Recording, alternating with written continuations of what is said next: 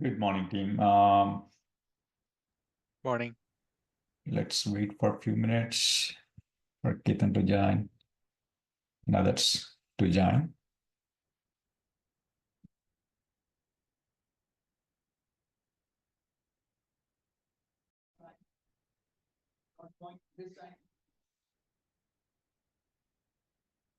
India lose Washington Sunder 15 or 40 deliveries, 190 grade.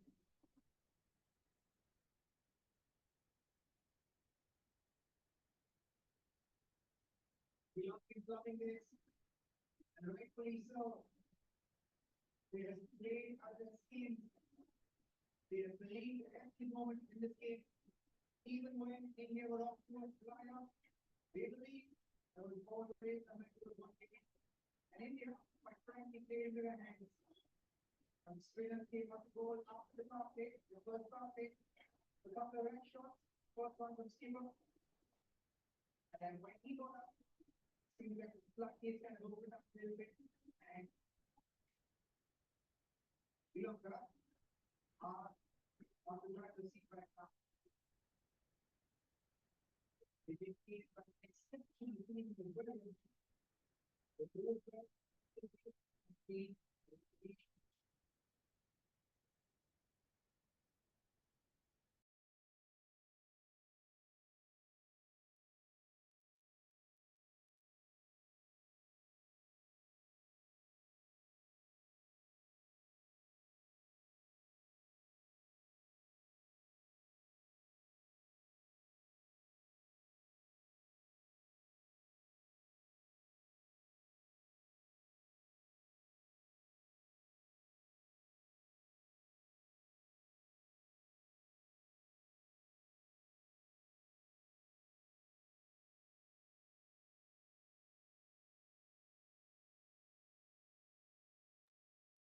Hey, can everyone hear me? Yes, I can Good hear morning. you. Hey, guys, good I morning. can hear you. Good morning. Good morning, guys. All right, we're gonna go ahead and wait for actually a couple more minutes and then probably wait a few more minutes after that. So let me go send out a quick break text, and then today it's gonna be both myself and Praveen, so we're gonna be split sharing our screens, and we're gonna take on probably as many of these contracts that we can. So, but I don't want to say much right now, only because I want to have everybody on here before we get started. Okay. Sure. Thanks for joining.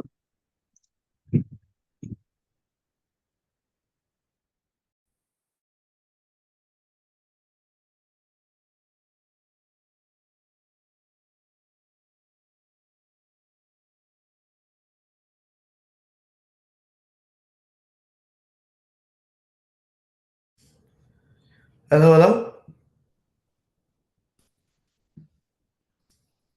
Hey, everybody, thanks for joining.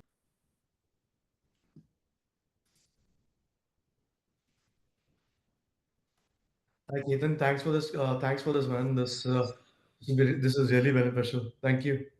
No, absolutely, and appreciate everyone that joins. That's the most important thing. So really appreciate this. No, man, you're doing this for us. If not, what else? Thank you. Thank you. No, that you know what, that means a lot. So thank you.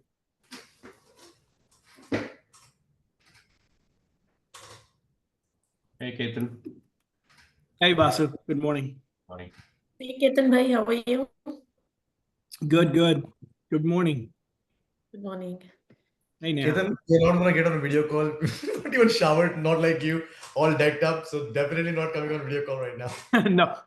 No, that's okay. It's totally okay.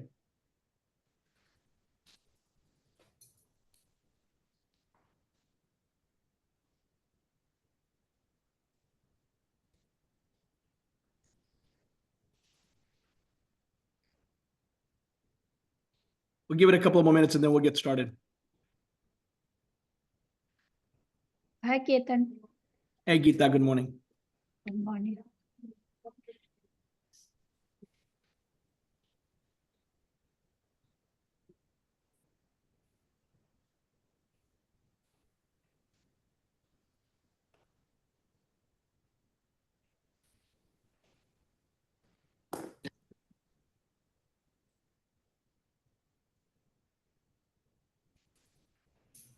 All right, let's go ahead and get started. Hey, Praveen, do you want to start us off with anything on your end? Any comments, and then I'll get started on the paperwork. Let's go ahead and start. Are you how you want to split the Yeah, sharing? I'm- Or I can no, open the form or want to go over that. Okay, and I have all the forms in my zip form, Okay. so once you Okay, tell me which one, I'll go ahead and add it in there. Couple of things before, and I want to open this up to everyone right now, is before we get started, just not necessarily a raise of hands, or you can raise your hands through your Zoom. How many are familiar with what is going on? And I'm going to look at each one. So if you don't mind, please raise your hand. Tell us. We want to know, right? We want to know how many of you are familiar with what is going on. If you have, let's say, any little bit of experience of, yeah, we know there's changes coming up. I've been reading up on it. I've been taking the classes, whatever you've been doing. Just Yeah. show me a raise of hands, or you can, raise the hands on your Zoom. You know how to do that? It's on the bottom. And I want to see what level of experience we have here. Purple right armor. Mm. This is what it shows, right? And then if I Hey, this is so normal. Rob, can you Praveen, I'm gonna make you co-host, okay? Give me a second. So, and then Rob, if you don't mind, just mute your screen and make co-host. Okay. All right. So again, raise your hands. So most of you are familiar with what is going on. Is that a true statement at this time? Yes, All right. I would say Good. yes. You would say yes. Good. August 17th, right? So remember that date. If you're not already familiar with it, remember that date. August Yeah. 17th. That is when the new changes take effect. How many have seen the changes already being prepared for? Have you guys started seeing the preparations already being done on where? Tell me what you're seeing. I'm curious to find out. So the Yeah, major change, the commissions have been taken off from MLS from every MLS. listing. Correct. What does that बच्चों mean? को बुला लो पराठे हो जाएंगे All right. Hey, Kab se- if you're not speaking, please put your phones on mute if you don't mind. It'll be a lot easier. All right. So, someone tell me. Okay. So, Abhay, I think you mentioned Yeah. the changes on the MLS, right? Yeah. When did they So- happen? So basically, we are no longer able to publicize what the seller is willing to contribute towards the buyer's agent. That does not mean effectively that they are not contributing anything, but that does not necessarily mean that they are either. What basically is going to happen is it's no longer going to motivate a so-called agent to push a certain property to a new buyer to go and see it or not see it. If Correct. we have to check, and this I might be wrong on this part, that if we do want to check how much they are contributing towards the agent's commission, we can probably talk to the seller's agent and confirm that. But we never did it anyway, but we are no longer able to motivate a particular buyer in seeing or not seeing a property based on the commission rates that are being offered. Yeah, correct. Well, that's always been there no matter what. I mean, that should have, that's one of those things where, whether it was there or not, that should have never been the impetus to decide what you're gonna do as far as showing a property or whatnot, right? I mean, but that's been there, right? The other thing that's changing is what else? Tell me. So do you have to have a buyer rep agreement for everyone? Archana, I'm gonna put your phone on mute. Give me a second. I don't see you. Again, just guys, if you're on here, please mute your phones if you don't mind. That'll be great. And as I go through this, I'll go in and mute it as well. So one of the other things that's changing is going forward, you show properties, you have to have either one of two things, the buyer representation agreement or a buyer representation agreement short form. Okay, so those are the couple of things that you have to have and you have to be familiar with. And kind of what Abhay mentioned earlier is now you actually have to call the listing agent and ask them. It's like, hey, is there going to be some kind of commission compensation if I show this property to my buyers? You know, and so have your texts ready. Have a default, template on your text, copy and paste, and say, hello, is there a commission on this property? You can text them, right? So that makes it easier as well. All right, let's go ahead and get started. Any other questions? I want to take on any questions. Praveen and I will take on questions right now, mainly because we want to get through that part of it before we get to the forms part of it. Anyone have any questions? I see some raised hands, but I'm thinking there are a lot of raising hands. I think that's one of the We can biggest- do this way. Like if you open up for questions, we may not get to all the forms. There are 19 Yeah. forms we have to go through. So can we defer it at the end of the session? If That not, we works can too. have another Yeah. session for question and answers after going through these forms. Yes, So sir, let's we- start. Yeah, let's get into the forms, and then if we have some time later on today, we'll do that. I think that's actually a good idea. All right, let me go ahead and share my screen. Can everyone see my screen? At least Yes, sir. that part. All right, let's get there. All right, so let's start. I'm going to start with the first form here, which is the residential real estate listing agreement exclusive right to sell. I went ahead and form filled as much as I could of the form similar to what we already have today. Again, we have all of these documents in our templates. We have it in our resources. You can go into Back Agent, you can pull these documents out. You can go ahead and use these going forward, but not use these particularly. This is just the template, meaning that this is how you're going to input the information once you talk to your clients. Seller name 1 and 2, the phone number, the address, RE connection. Again, lot A and B, that's just arbitrary. Any subdivision name from the tax records, any city, any county. So all of this stuff is still the same. In other words, nothing has changed on the listing agreement. The list exclusions to be added to the MLS when you have your conversation with your sellers and you go through and you see a $10,000 chandelier, your question should be, hey, Mr. Seller, Mrs. Seller, is this chandelier part of the property?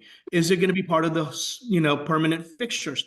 Are you taking it with you? All right, because whatever they did, because the last thing you need is to know that that $10,000 or $20,000 chandelier was not meant to have been conveyed with the property. Property is part of an HOA list price terms. Here is where the changes are. And this is what we need you to know. We're only going to go over. Now, remember, today we're only going over these changes. The idea here is simple. We want to go over the changes. You should already be familiar with the rest of it. All right, the changes are here. Broker commission compensation. The first paragraph, broker's fee. All right, this is for both sides. In other words, training Luna. Training. Why is my Satish, Praveen, can you mute while we're doing this? Can you mute anybody that's on there, if you don't mind? And I'll do the same later on when I switch over. So on paragraph A, part 1 is the total commission. So I'm going to show this how it changes. So if your plan is, keep in mind, this is, and we're not going to talk about numbers, but that would be a typical number, right? Or this would be a typical number. We've seen that all the time, 5%, 6%. 4% may be one of those numbers that you use. Who knows, right? So when you're doing that, the second part 2, tells you is how much are you offering the other buyer's agent or the representing broker. And in this, thank you. All right. And I've basically taken the 4% and I've split it into 2. So in this case, my 4 is my total. My 2 is my payment that I'm going to do, the compensation that I'm going to do for the other agent. All right. So this is where you make that change. Now, if you're doing a flat fee across the board, let's say you're doing, you're going to do, so then here's one other option here. You can do 2% of the sales price. And now you have a, let's just say a 25, and I'm just giving an arbitrary number, guys. So remember that. RE connection, hang on, let me show you. Flat listing fee. If this is what you do and this is how you do your business, this is what it would look like. Nothing else would change because you're saying here that part A, the 2% is going directly to the buyer's representative broker. The 2,500 is the flat fee that you're charging on the listing side, okay? So that is where this is. This one right here, broker's fee without compensation for other broker, that just means that you are gonna charge 2%, or if you're not doing 2%, you're doing a flat fee here, okay? And this is what that flat fee would look like. But guess what? In this case, when a other agent reaches out to you and asks, are you providing any type of compensation? This is where, if this is how your sellers or your owners are requiring it or requesting it, broker's fee without compensation for the other broker, this is where you would use that. All right, I am gonna move on. We'll take questions at the end. Nothing else has changed. These are my pass-through expenses. I still have my transaction fee. I still have the $150 to $300 and any external advertising related expenses. I still do that. I'm going to continue doing that. I have added all the different counties that we work with. So I've added that in here just to show you what counties you need to be adding when you're doing this. And then of course you are going to file it with the MLS, but remember, refer to your sellers and make sure that is what they want. And then the last part to this is you're showing and scheduling broker bait or showing services. Nothing else has changed on this. So I'm going to go through this one more time, make sure I'm not missing anything. And what I'm going to do is once we're done with all these, I'm going to go ahead and update some of the resource documents that we have out there. So that way you can see this going forward as well. All right. Any questions before we move on? Raveen's got the next contract, so I'm going to bring that one up. And I have a question. Sorry. All right, go ahead. So Ketan, can we go back to the broker share commission section? Sure. I think section 5. So there you mentioned right here. So you basically mentioned if the seller is not, let's assume worst case scenario in which the seller says, nope, I'm not going to give anything to the buyer. If that is the case, in that situation, we will let the section A be as it is. We will not fill it out. We'll go to section B of 5 and we'll basically say whatever the percentile or the actual amount is towards RE connection, but we are not going to list anything for the buyer's commission. Correct. Absolutely correct. If you look at the last paragraph on compensation, it tells you complete either 5A or 5B. Got it, sir. Thank you. No worries. All right. Hey, Praveen, let's do this. Ketan, just follow-up question on the same paragraph.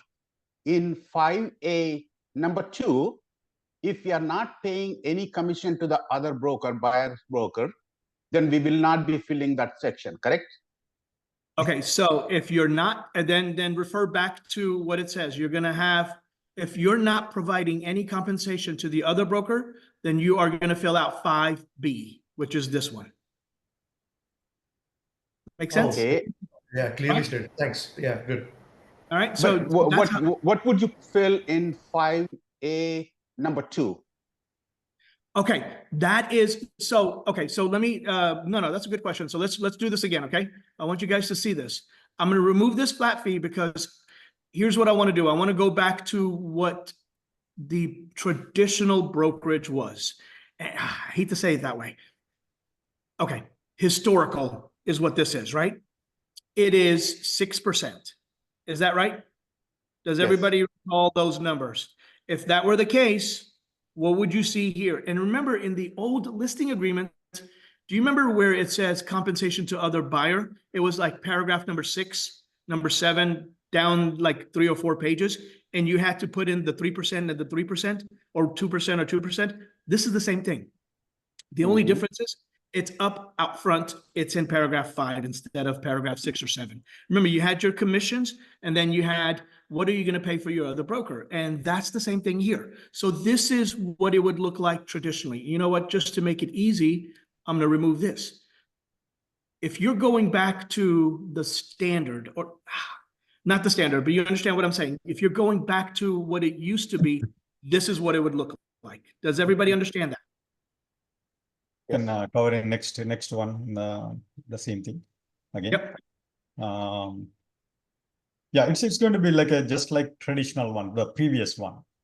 If the 5A is just like previous one, earlier whatever we had before, the 6% you get as listing agent and 3% you share to cooperating broker, other side. Yeah, I mean, that's clear. Now let's talk about the new world.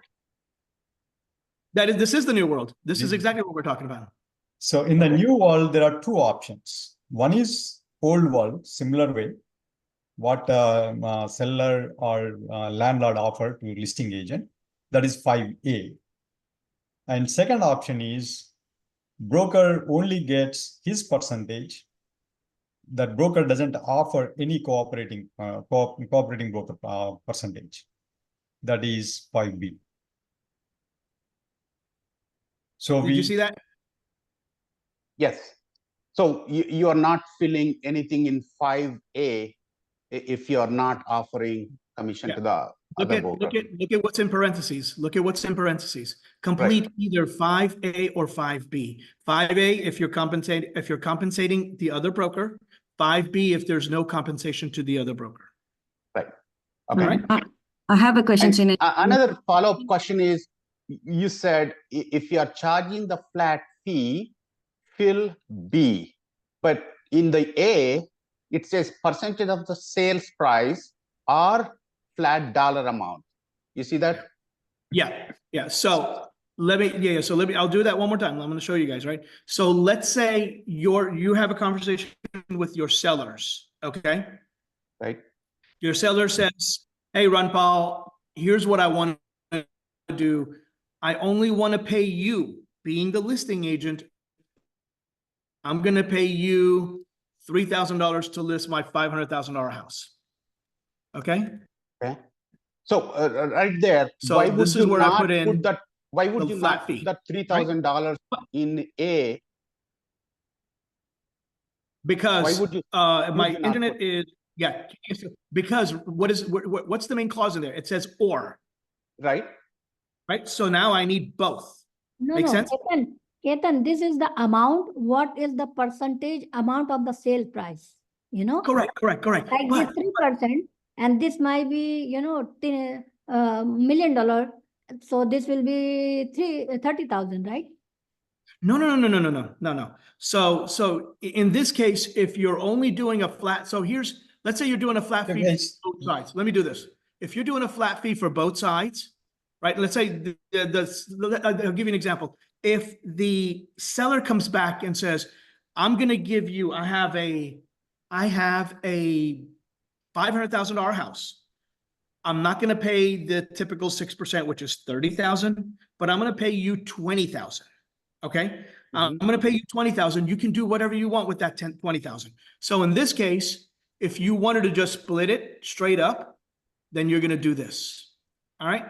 Take that as an example. You see that? What I did here is you're doing both. Remember, paragraph 5, A1A tells you either you're going to charge a percentage or you're going to charge a flat fee. Okay. So you're charging total $20,000 flat fee, and you are taking $10,000 for yourself, and you are sharing $10,000 to the other broker. Exactly.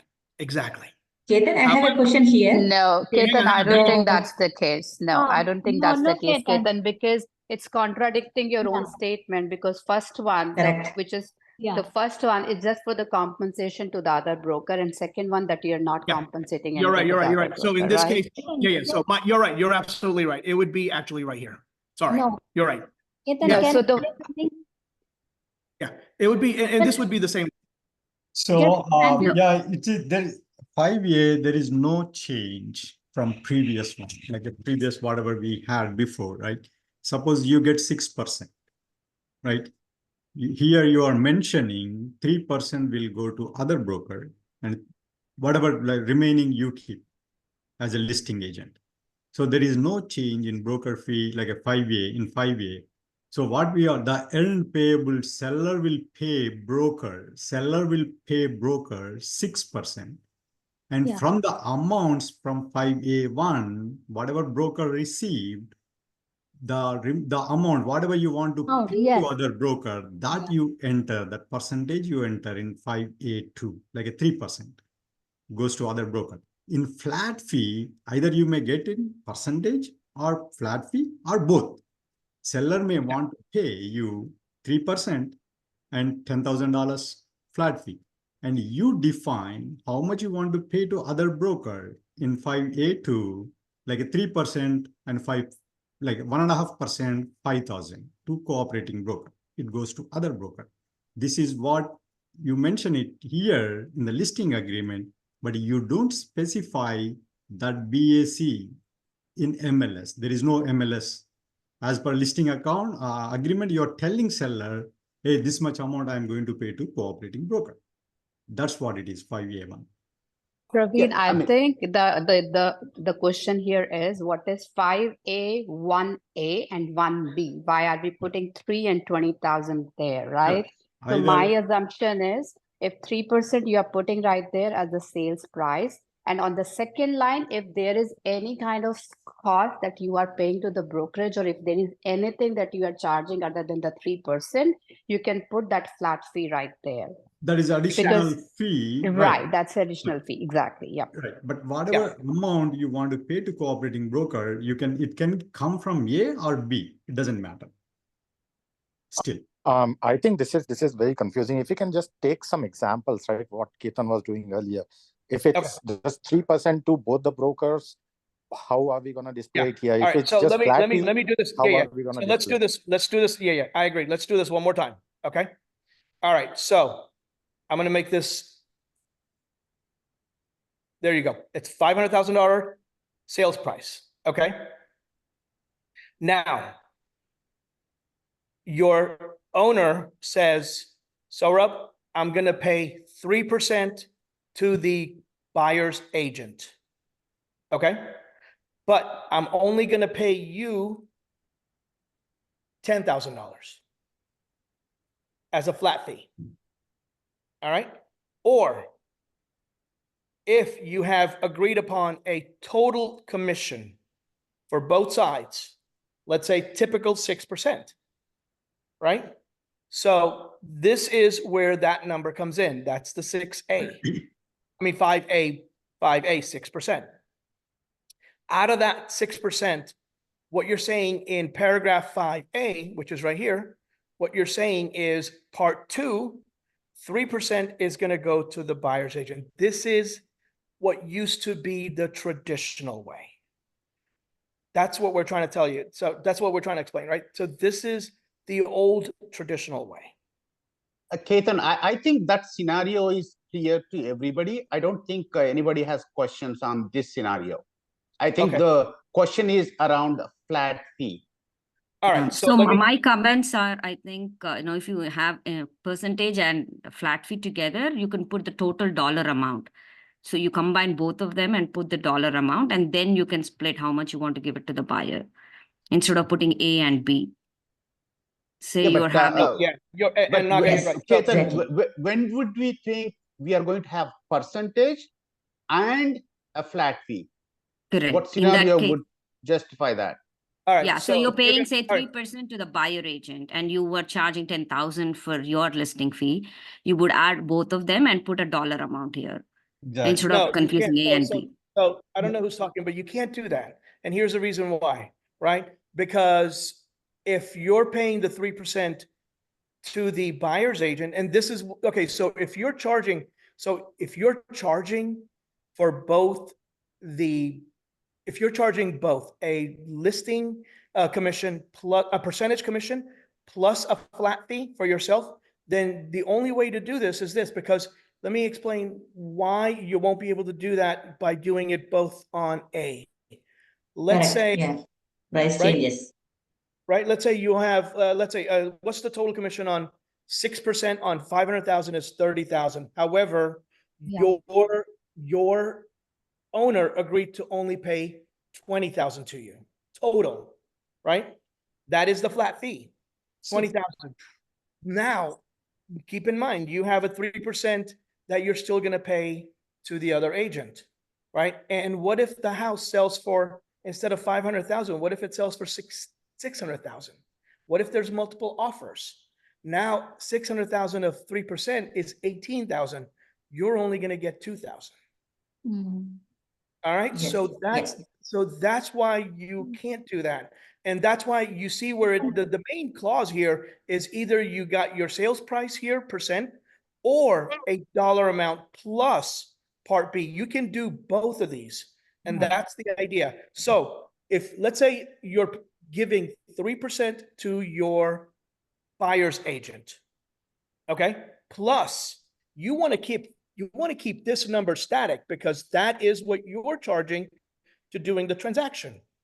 Okay. It could be not only monetary, it could be anything, sometimes bonus, sometimes like if there is like a trip or there's sometimes some kind of benefit also for broker. But Or like again, the brokerage fee, right?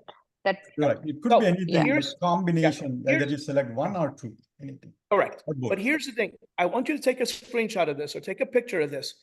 Basically, what I'm saying here is I'm going to take part of A1A, which is the 3%. I am now paying that to my buyer's agent. Plus, my charge to do the listing itself is going to be the $5,000.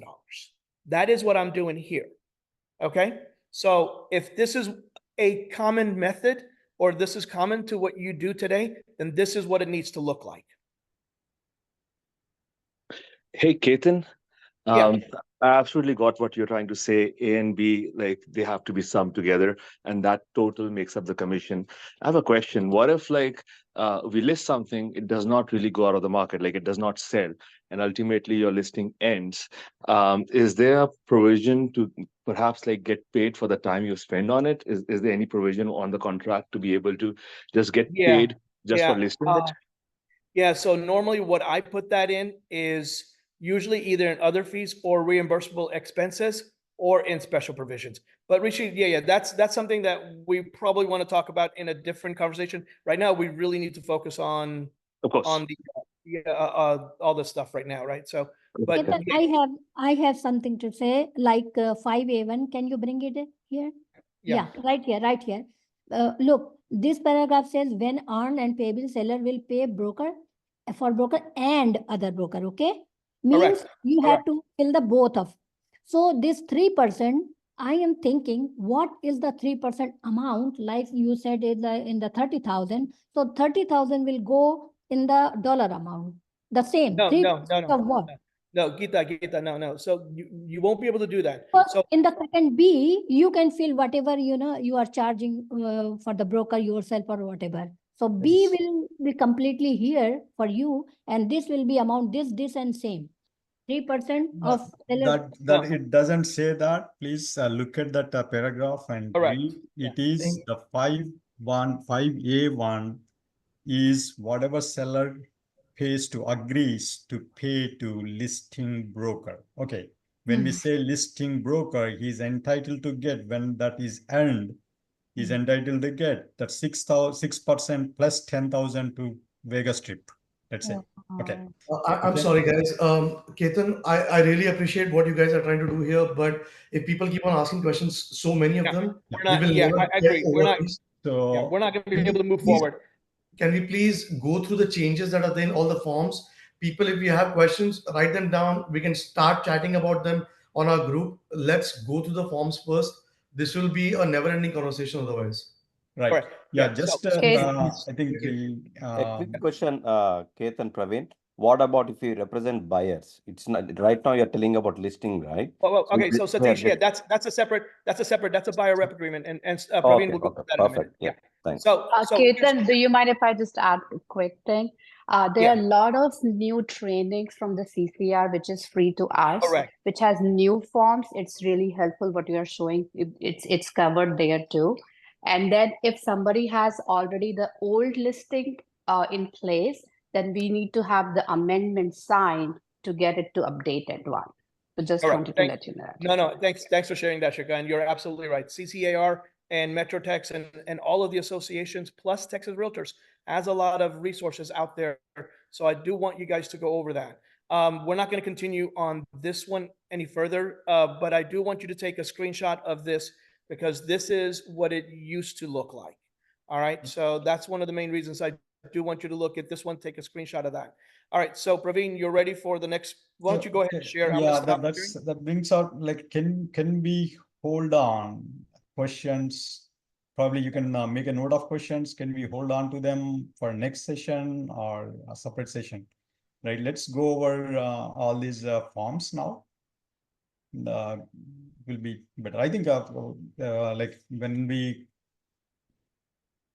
finish few forms, I think those are the changes more happen most of the forms there. So if we can hold on to questions, that would be great. All right, so you want to go on, you want to go, I got you. You can share your screen, Praveen, go ahead.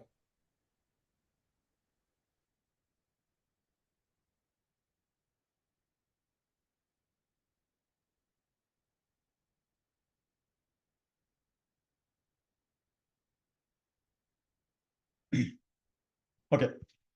Can you hear me? Yeah, go ahead. Okay. This is the same kind of form, residential real estate listing agreement and exclusive right to lease form. And I'm not going to go over all these existing paragraphs. Like these are, there is no change. We don't need to discuss that. That is part of a different discussion. If you need help on that, you can reach out to us. One of us there are templates also. So coming to same section 5A1.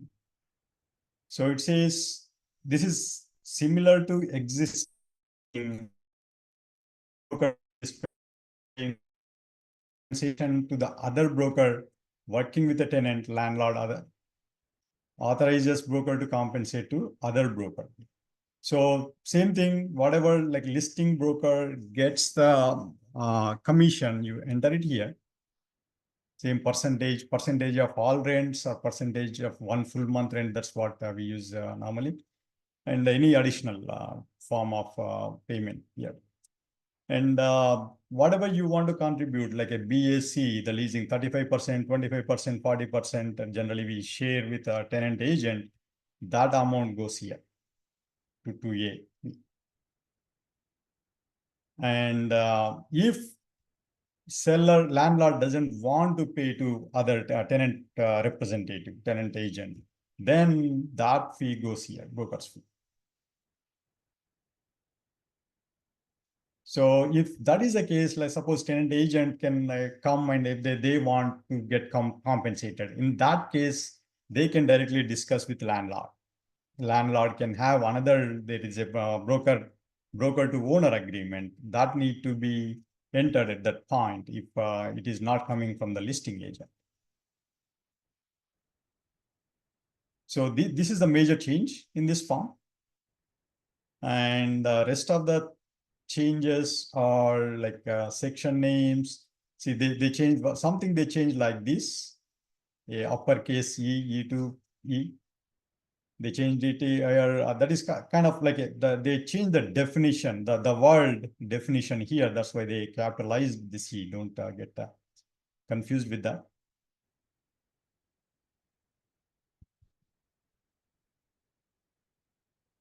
And another change. So they removed section 8 here. So if you look at this one, section 8, this is what existing one, right? MLS participants. If the other broker is a participant of MLS, so they get paid, and the same percentage or flat fee they pay to the listing agent. Now they remove non-MLS broker. There is no difference between MLS broker and non-MLS broker now, right? Non-MLS, there is no buyer agent commission in MLS. That's why there is no change. They don't need to have non-MLS broker section here because that is gone. Let's remove. And they change some definition here, right? Offers of compensation to tenant representative, right?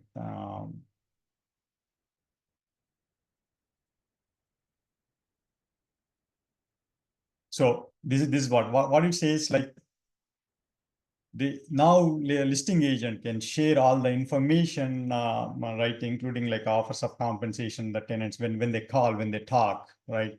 You have to have that information.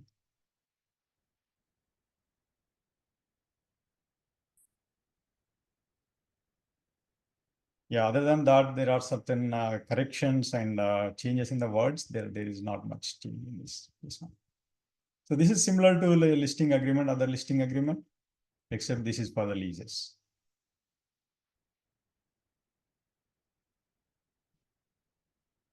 All right. You want me to go on to the next one? Yeah, did I mute everyone now? Yep. Yeah, if you want to unmute.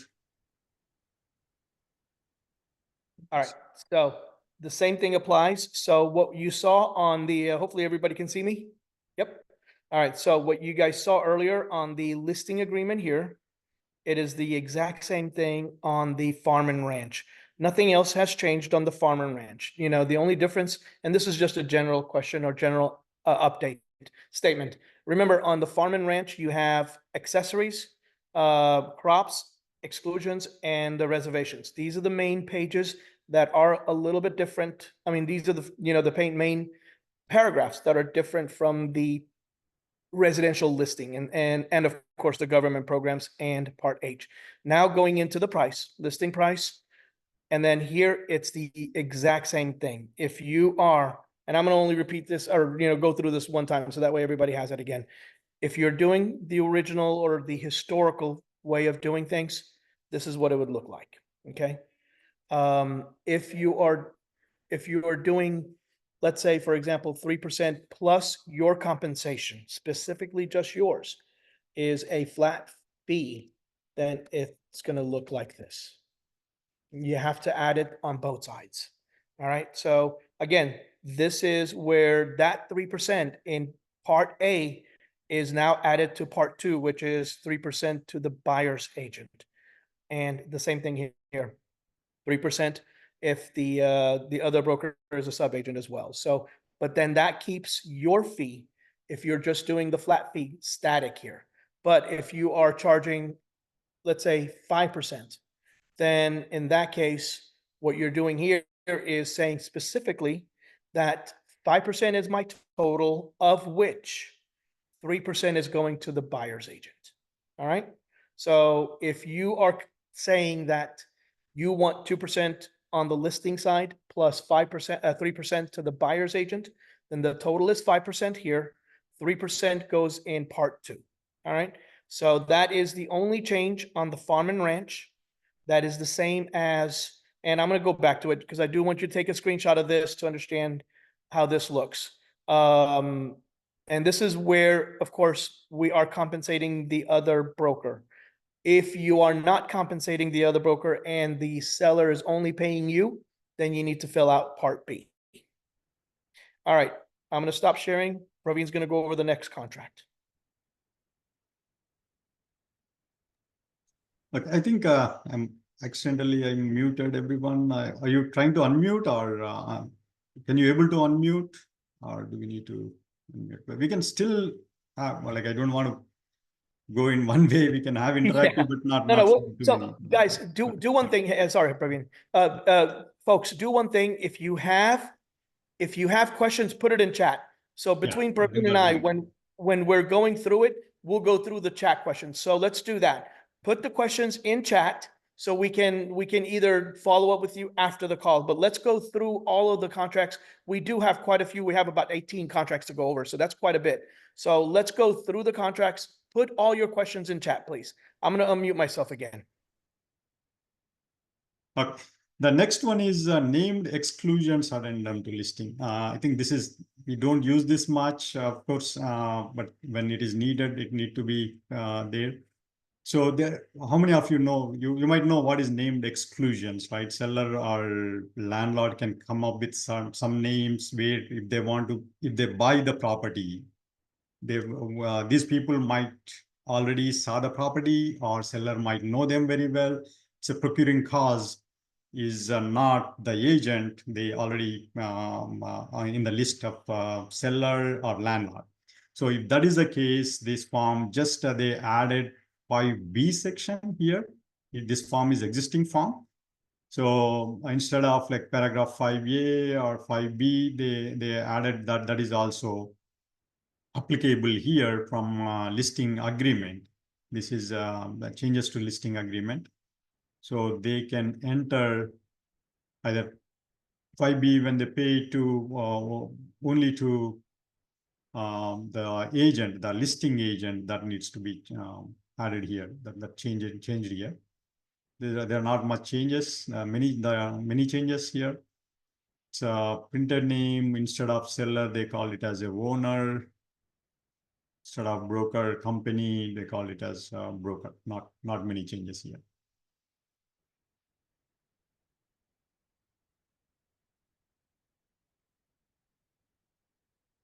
Okay, the next one. And Okay. if you, any questions, please put Yeah. it in the chat box. Yeah, so I'm as I go and I see questions, I go in and update the chat as well. So let's go ahead and go to the next one. It is the exclusive agency addendum. So let me pull it up. Can you guys see this? All right. So an exclusive agency. So keep in mind a couple of things. We're going through all the documents or all the forms that are changed, but a lot of these forms have been around for a long time. There's no real true changes on some of these, only except for where they're putting in the broker commissions, where they're putting in broker fees, and so forth. So a lot of this that we are going over, the main ones I want you to understand are the exclusive right to sell, exclusive right to lease. Those are your listing agreements, plus the new ones that are really there, which is the buyer representation agreement, the long form and the short form. We're going to cover those in a minute. In addition to that, you have the compensation to other broker and compensation to owner or compensation from the owner. So there's a couple of other forms that we're going to cover here in a minute. Those are the main ones we do want to cover. The other ones are ancillary. There, you may or may not have used them in the past, and you may or may not use them in the future. We're going to go ahead and cover these anyway. So the exclusive agency addendum to the listing. Basically, if you have an exclusive agency, you have to understand the exclusive agency portion of it, right? Where it is the seller is also, the owner is also listing and marketing the property through other channels. And what I mean by other channels, it could be they are listing the property with their friends, they're putting it on Nextdoor, they're putting it in the market in other ways, right? So that is where this applies. I just put in an arbitrary number that says it's part of C, which is the broker's fees. If owner sells or leases the property to an excluded prospect, meaning that, the owner has been in talks with the neighbor who wants to buy the house, or a neighbor in the or a neighbor or someone in the neighborhood, let's just say, right? The owner is not obligated to pay the fees due to the broker under paragraph 5 or A of the listing, but owner will pay a fee, let's say, for example, of 1% for just facilitating the transaction. That's what this is. Then, of course, the owner has to provide you with the names of those excluded prospects. Okay. And then if those offers come in, the owner has to notify you. There is and this right here, part G, is how is the owner marketing the property along with your MLS? And they may be putting it as a sign. They may be putting it on the internet. They may have a newspaper. There's other ways of doing that. So this is an exclusive agency addendum to the listing. No real changes to this other than just where the broker information is going in. All right, next one is Praveen. You got the next form, and I'm going to go through the chat. Okay.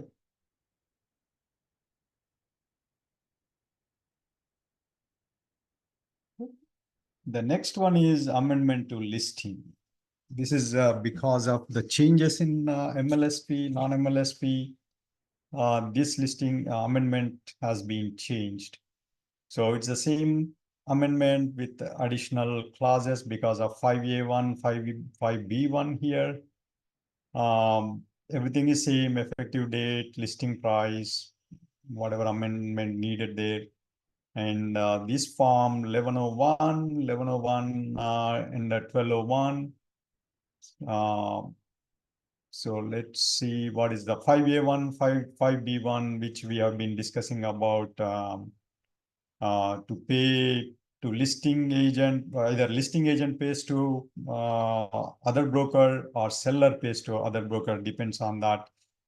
You need to amend the existing listings. Of course, if you use a form after 624, you don't need this agreement for this listing. This may not be needed after August 17th. This will be, if you have to amend existing listing, this is the form you should use and get the owner and the broker sign on it.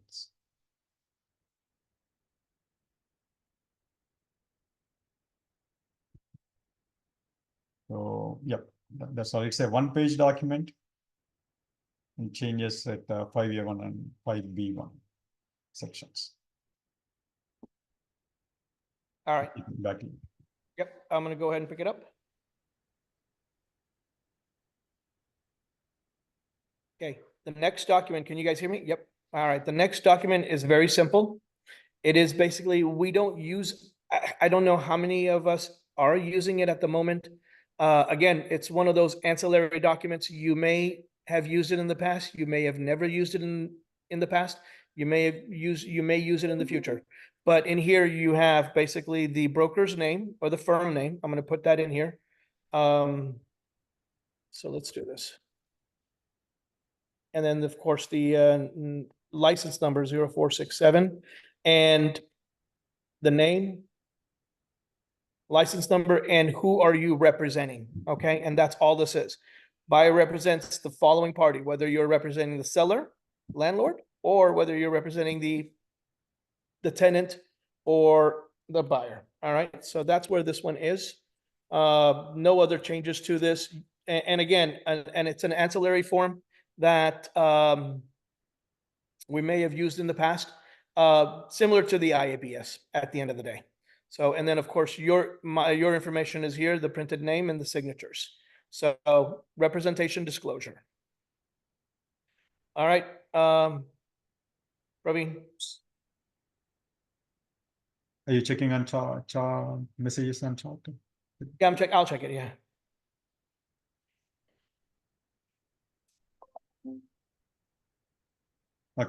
The next one, I'm not sharing.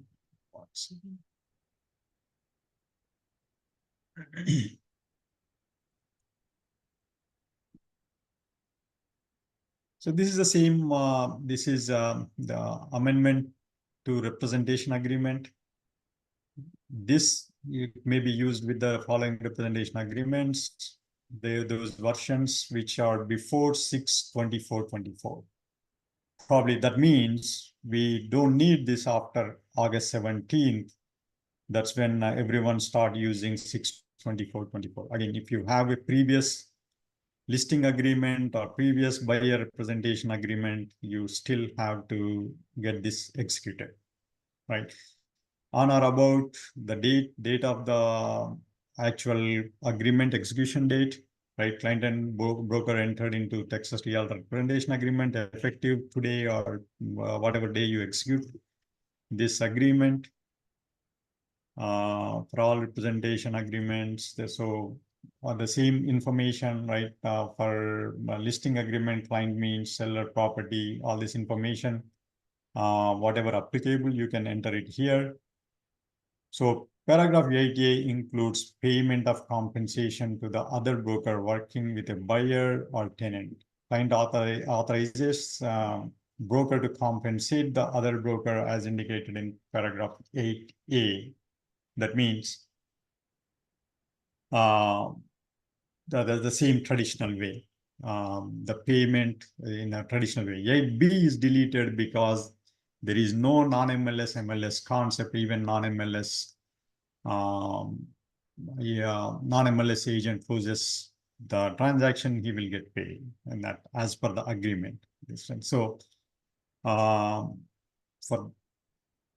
the broker is prohibited from receiving, this is important also with this, broker is prohibited from receiving compensation for brokerage services from any source that exceeds the amount stated in representation agreement.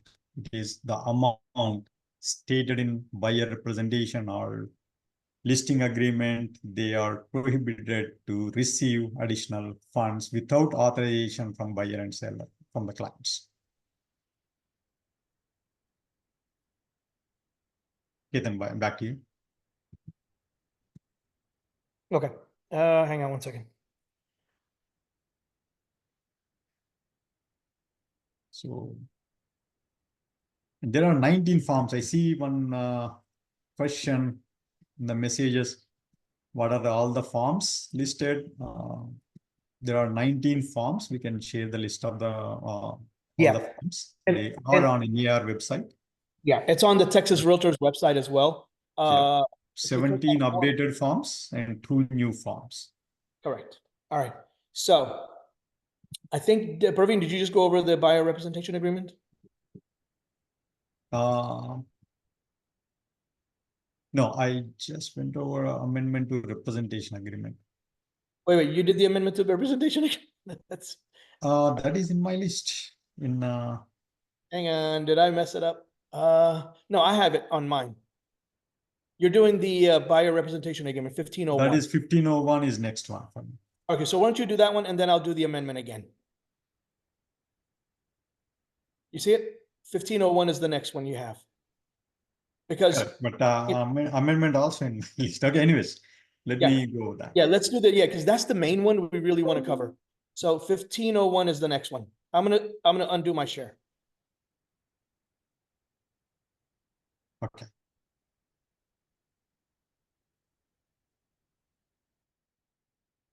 This is long form, right? Yeah. Okay, go there are 2 forms, long form and short form. Long form is the one we normally it's the same, similar to what we have been using so far, right? But there are a few changes. I will go over changes only. Again, don't need to go all existing sections. So the definitions here, number 3, this is the market area has been changed a little bit wording here. Within the perimeter boundaries of the following areas, we used to write like an entire Texas or a region, right? The DFW metro area like that, right? So it is amended with the example specified as follows. For example, like you can add like property address for one property, subdivision, city or cities. There is no restriction there. County or counties, zip code or zip codes. And in the same way, this agreement, they change like commences to begins. I don't think that will be much effective there. Broker compensation, this is what a new addition, section 7, broker compensation. Sharing compensation between broker is not set by law, not fixed. You see this disclosure or this statement everywhere in most of the agreements. Of course, it is always there, but they explicitly they mention now in the forms, this one, so that buyer or seller, the client will be aware of what we exactly, what is the agency relationship here, right? Broker's fee when earned and payable, client will pay broker, right? So here client will pay broker, right? So for purchase and leases, percentage of month rent or percentage or flat fee, here you can enter. And source of compensation, this was there before. Broker will seek to obtain payment of the fee specified in paragraph 7A, first from the seller, landlord, or their agents. So this is what added newly here. If such persons refuse or fail to pay broker the amount specified, client will pay broker the amount specified less any amounts broker receives from such persons. So persons could be seller, builder, or any source where whatever they have mentioned here, seller, landlord, or other agents. So whatever the amount you specify here, that is the max amount you can receive from all the sources, from seller, landlord, or if they don't pay, client will pay that amount. So this is earned and payable. There are few changes here. Broker's compensation is earned when client enters. It's more like a definition, elaboratively, right? If client acquires more than one property under this agreement, broker's compensation for each property acquired for earned or earned as each let's say if the client buy multiple properties, for each property this compensation is applied. Acquisition of brokers listing, this is a little bit more discussion needed here. Looks like it's an intermediary transaction. Suppose RE Connection has a listing and you signed a listing agreement with the landlord, and you another agent, RE Connection agent, bring a client there. Still what it says, broker offers to other brokers as per listing agreement, right? Other broker in broker's listing agreement with the owner will be credited towards broker's fee. That means towards broker's fee, both client side and buyer side and seller side, under whatever paragraph 7A says in listing agreement, that for broker's compensation here, representation agreement, that will be paid to the broker, RE Connection here. So it's a kind of intermediary situation, intermediary scenario. Additional compensation. In addition to broker's fee specified under 7A, broker is entitled to the following compensation. Like this is what we were discussing earlier. So there could be some additional compensation. Most of the times, the broker provides services for bringing a contractor for construction. You are entitled to get compensation for that service provider or service providers. And notice regarding bonuses and other compensation, this is new also. If there is a, let's say if there is a bonus from the builder, in addition to broker's fee specified under paragraph 7A, seller, landlord, or their agent may offer broker other compensation, right? Such as bonus or some trips also, sometimes gift cards like that. Broker will disclose the specific amount to other compensation offered to broker. Broker may not receive other compensation unless authorized by client in writing. Client authorization may be made by amending this agreement, the TXR 1505, which we went through. That and the protection period, it's been there, and not later than 10 days after the agreement. So you mentioned the number of days in this section. And escrow authorization, these are they moved this section towards, used to be down here. So section 13, they moved it on top, section 7. So protection period, it is there. Escrow authorization, it was there before. County amounts, it was already there. They just changed like the section 13 will be now section 7 with amendments, with the changes here. And they change numbers accordingly. So broker fee compensation moved to section 7. Mediation, nothing changed there except section numbers.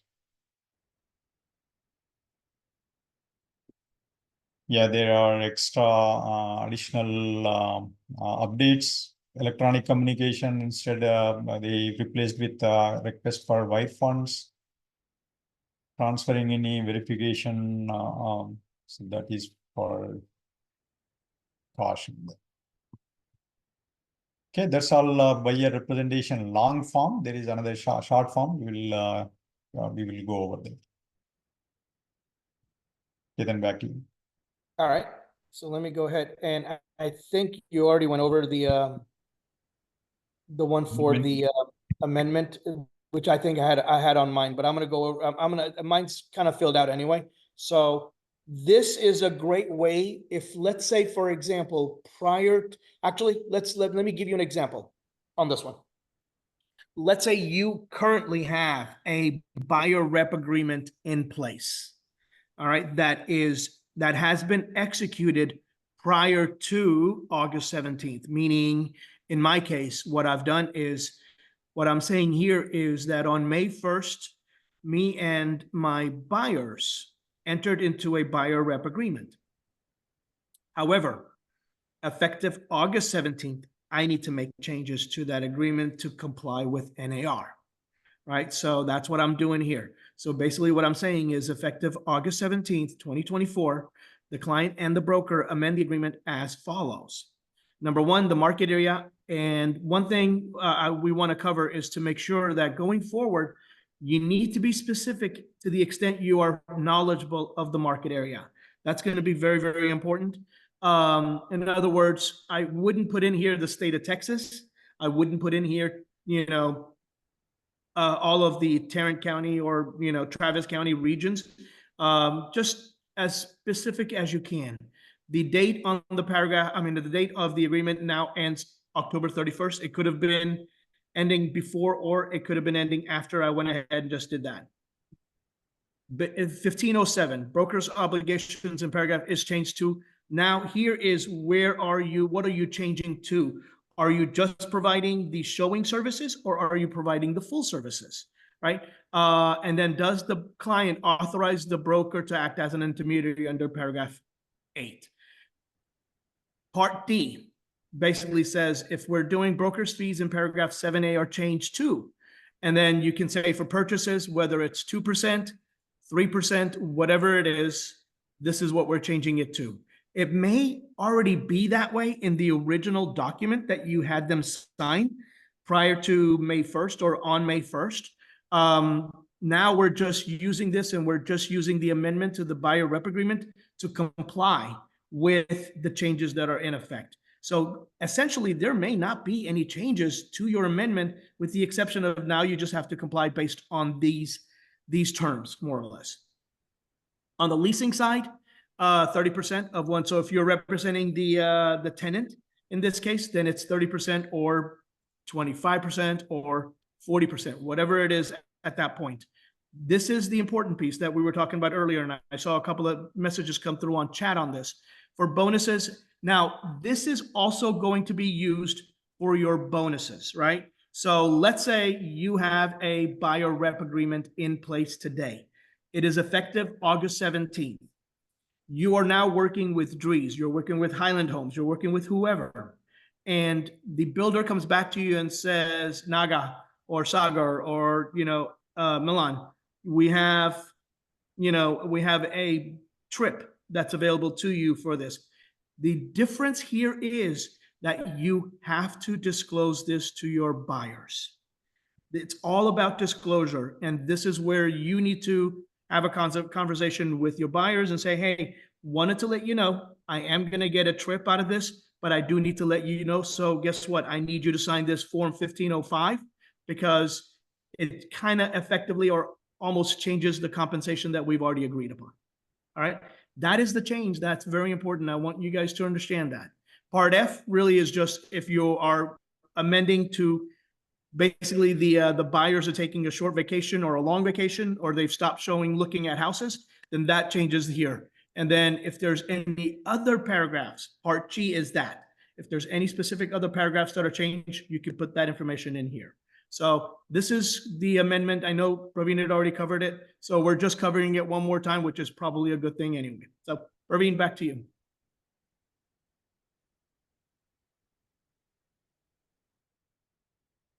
One second.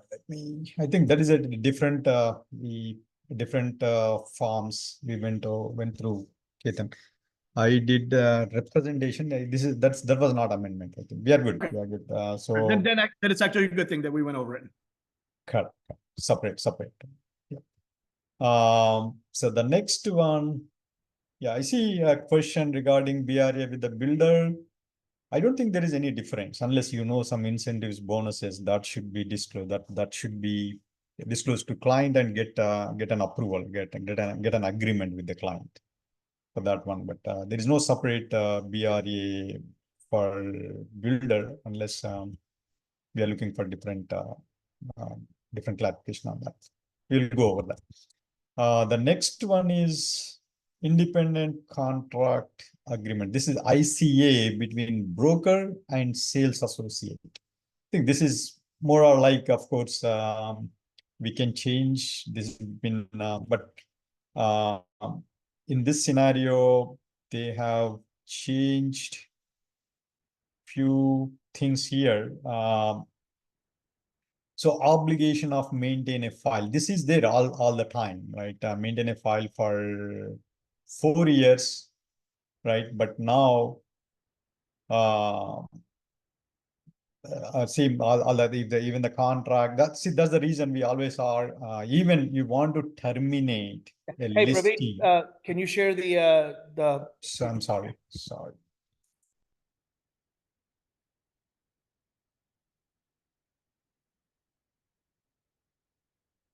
Okay. So this is independent contract agreement between broker and sales associate. This is what you get when you join in any brokerage. All right, first ICA. Think we may need to have all of our team sign this new agreement or some. I don't see any amendment for this one. So probably we need to execute this one more time. So there are no changes in first few sections here. So the retention period for the document. So associate must maintain a file at broker office with broker office. Probably they changed it because of a lot of online storage now. Format, the broker regularly maintains such files with broker's office for at least 4 years from the date of the closing or termination of contract. So a lot of times we think like we are terminating listing agreement, terminating contract. We don't need any documents to be retained. The moment you enter into real estate transaction, the moment you sign an IABS with client or anything, you have to have everything for 4 years. That need to be the retention period for the documents, 4 years. So even you don't work after that, right? After signing IABS, that IABS has to be saved for 4 years of time. So this is added. This line is added here. So ownership of listing and representation agreement must be in writing. Whenever you enter into a transaction, right? Yeah, that written listing agreement, the agreement should be in writing. You should execute the the listing agreement. Receipt of brokerage fees, unless otherwise authorized by broker, associate must deliver any compensation for brokerage services received from any client, right? So this, now, right, debit card, electronic deposit, that's what they added. It was there before, but it is added. Always the fee goes to brokerage. Right? You cannot take fee as an associate. It should go to broker. So other than that, there are not many changes in this form. And this is another big and good change, I would say. Cooperation. If a dispute, litigation, or complaint against broker or associate occurs in a transaction in which associate is involved and which is related to broker's real estate business, the parties will cooperate fully with each other in defending the action. Now, if there is any ethics complaint against associate, you should inform to broker in writing immediately. It was not there, but it was implied before. Now explicitly it is in the agreement. So they added electronic database for file retention. Okay, that's all. Those are the changes. This is this form is related like internally associate between associate and brokerage. Kind of like what we were talking about earlier. So these are just some ancillary documents or forms that, along with the changes that took place for NAR, they were also changed at the same time. And that's what that is. All right, you want me to go ahead and share, Praveen? Yeah, go ahead, please.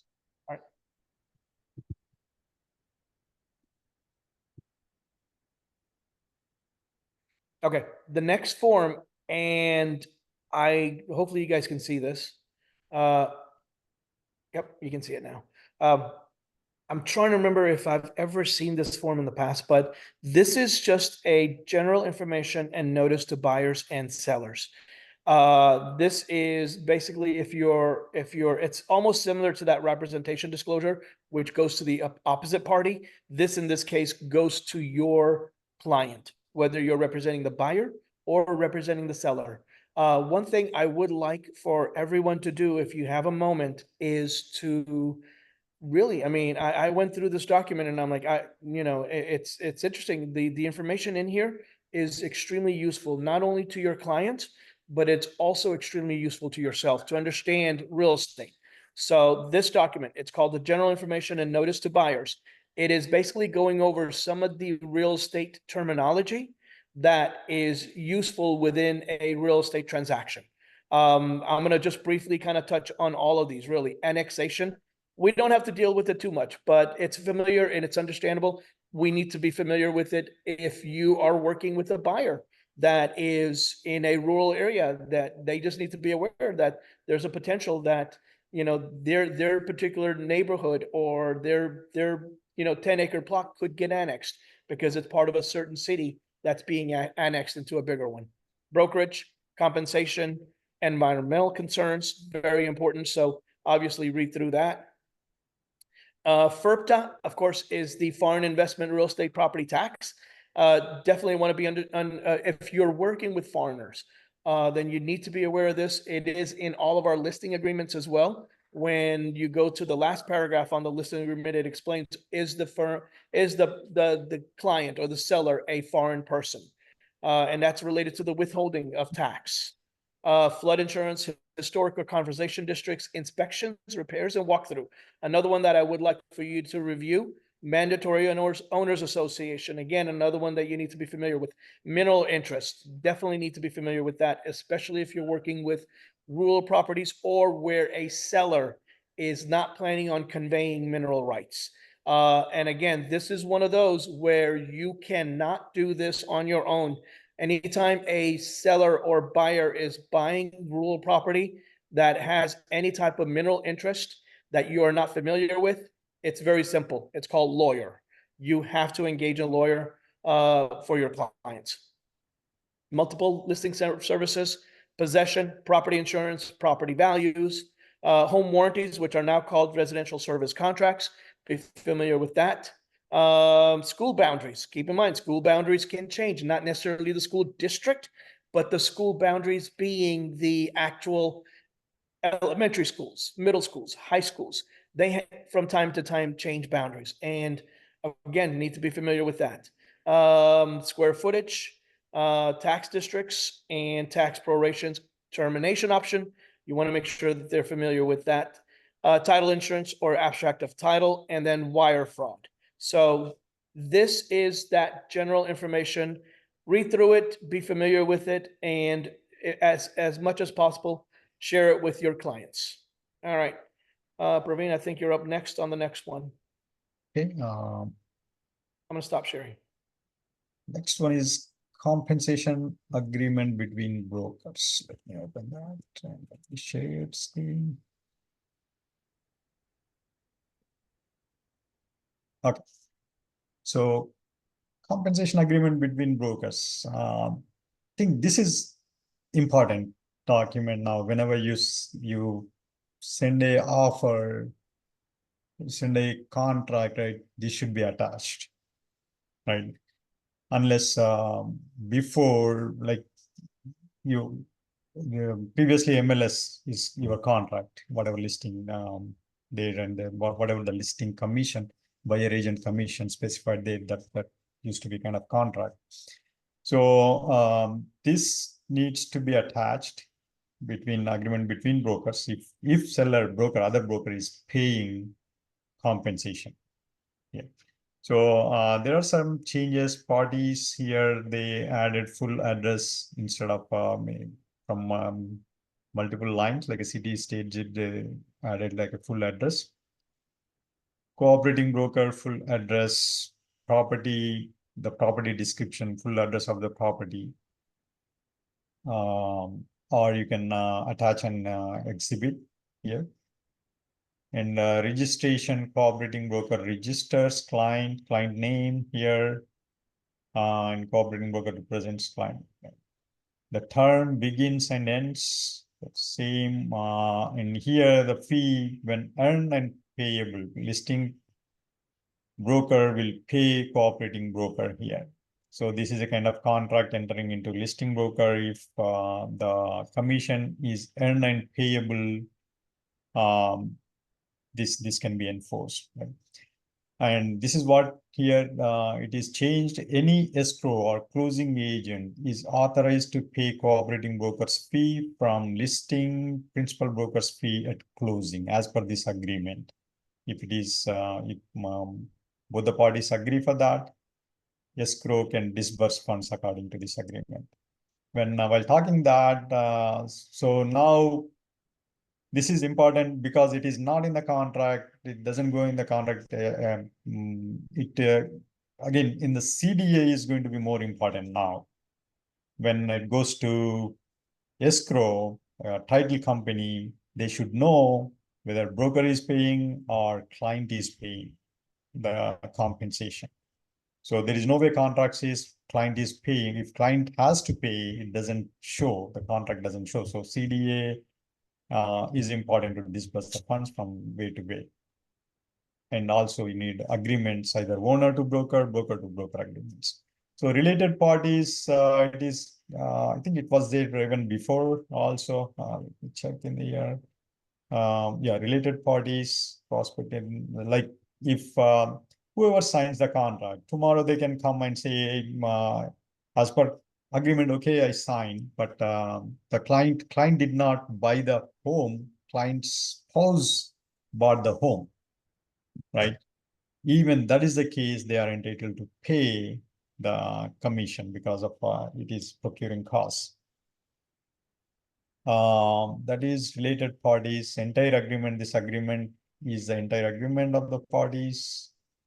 And may not be changed, expect. So you can have another amendment, another agreement, but whatever the latest date it has been executed, that overrides previous agreement. That's what it says here. So there are listing agent, principal, they changed some convention here. Listing principal brokers printed name, license number, principal brokers and cooperating brokers names and addresses, names and signatures. That's all. And you have to attach this form along with the contract. Okay, back to you, Ketan. Okay, give me a second. And yeah, and that's what I was going to kind of add to it was that going forward, the compensation agreement, you have to add on the compensation agreement between brokers. You should add. So just think of the compensation agreement basically replacing your page 10 of the contract. Remember on page 10, is it page 10 or page 9? I can't remember right now. But remember on page 9 or page 10 where you have your listing site information, your buyer site information, and then at the bottom it says MLS will pay X amount, Y amount. So that compensation agreement is, so that page of the contract is now replaced by the compensation agreement between brokers. This right here is a compensation agreement between a broker and an owner. Keep in mind, so in this case, if the owner is paying directly, which they can, this is the agreement that you're going to use. You got your seller name, RE connection, the name, and then the asking price owner is presently asking for. Let's just say that's the amount for selling, that's the amount for leasing. This is where you are now going to register. If this is like a for sale by owner, you're going to register include the names of the potential customers and clients here. In other words, these are the folks that you have shown the property. The owner has done an open house on their own and they want to not engage any type of real estate agents, all they want to do is they want to do it on their own. This is where this comes in. This is where this comes in, is where you need to register those clients with the owner in case they were to buy that house. The date I have, of course, is August 17th, November 30th. And then, of course, in the case of a sale, 2%, or use the Part B of 6AB if you're going to be paid a flat fee compensation. Same thing on the leases. If you have a certain amount that is expected, you can do 1 or you can do 3 if there's a flat fee involved in this. And then, of course, anything on the renewals. This also applies to your tenants that are currently in a home. So in other words, if you procured a tenant 2 years ago and that tenant comes back to you and says, hey, Sagar, I am getting ready to, purchase the home from the owner, wanted to see if you could help me. Then that is what your subsequent sale to a tenant applies to. All right. Does the broker represent only the owner? Is this a prospect or buyer representing, or are you acting as an intermediary between owner and prospect? And then any addendas that are applicable needs to be listed here. Obviously, IABS should be one of the first agreements you still communicate with your clients, no matter what, customers or clients. And then, of course, the related parties and additional notices. So this is the this is the compensation agreement between the broker and the owner. Goes both ways. All right. Praveen, you're up next. Okay, let me show. So the next one is addendum regarding broker's fee. This is in case of you need to amend broker's fee. Like once you enter in listing agreement, if you want to change that, or buyer's representation agreement, if you want to amend that, the broker fee, you can use this form 2406, TXR 2406. So, but this form it cannot be used form in ranch contract. Addendum controls if any part of this addendum conflicts with the provisions of the contract, like whatever, if you have something, the form executed before the form revision 624, you may use this form to change the broker fee there. And the cash fees as specified in the addendum will be paid in the county if you want to change the county from previous agreement. Listing broker's fee, whatever in the listing agreement, seller shall pay. If the listing agreement, you have 2 ways to amend. Like you can amend listing agreement for listing agent's fee, and that fee is still applicable here. And other broker fee will be paid as specified below. The buyer shall pay any remaining amount due to other broker under separate written representation agreement. And here the listing broker and seller shall pay this amount to the broker, either listing broker or seller. This is just like a 5(1)(a). Authorization seller and buyer authorized. This is just normal escrow agent to pay the listing and other broker at closing accordance. So this is a short form, like a 1-page form. Whenever if you needed to update broker's fee, you use this addendum. Not update to attach the contract.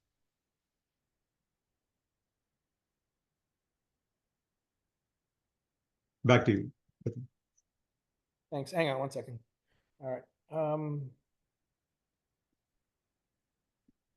think residential leasing and property management agreement is next. No, I think the next one is the referral agreement between brokers. Yeah. So this form right here, the referral agreement between brokers, no true changes to this.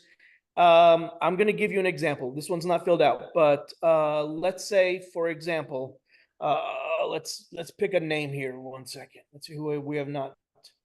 John, thank you for joining us today. John, let's say John has a cousin that's out in California that is getting ready to buy a house. So John's cousin reaches out to John and says, "Hey, John, do you have any agents that you know of in California?" So this is the same that we do today. There's no true changes to this. But we're just going over all of these documents just so that way you're familiar with it as well. But let's say, yeah, so John has let's say, and John has a friend that's a real estate agent in LA. So reaches out to Johnny and says, "Hey, David, how about David? Hey, David, I got my cousin that's out in LA that needs to buy a house. Can you help him?" So the receiving broker is David. The referring broker is RE Connection and John. The prospect's name is John's cousin. The term starts August 17th, ends November 30th. Referring broker's fees. So if this is a sale transaction, John's going to mark this as, let's say, 30% of receiving broker's fees. So again, so this is going to be, I'm going to do this real quick, just so that way everybody understands. This is the LA agent. All right. And this is John with RE Connection. And this is John's cousin in LA. All right. And of course, all this information gets filled in. And starting on August 17th, they're not ready to buy a house. Let's say they're ready to buy a house in September.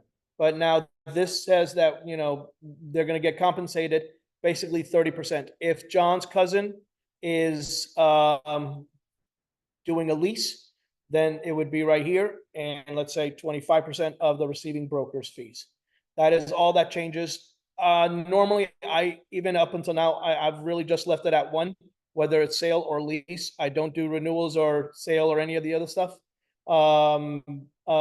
And I really just check mark one transaction during the term. And that is pretty much it. All right. So no changes here, really, at the end of the day. It is the same thing that you would use today if you have a referring side that you're going to refer to out of state, or maybe in Austin or Houston or wherever we are. All right. So hopefully that helps. Praveen, back to you.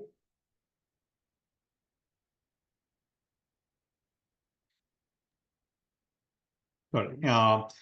So next one is property management. You want to go over that? I think it's added your name here, but you want to go over property Yeah, I management? didn't, let me see if it's on. I didn't see.